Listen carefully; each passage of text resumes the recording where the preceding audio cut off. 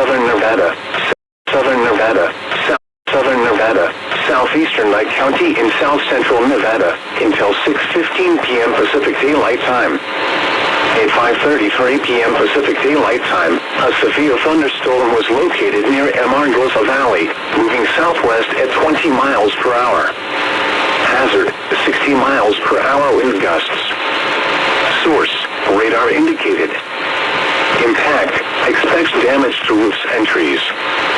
Locations impacted include Mercury, Lathrop Wells, and Amargosa Valley.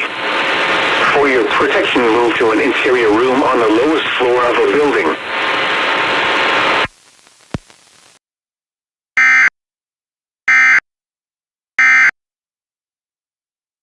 Breathing issues or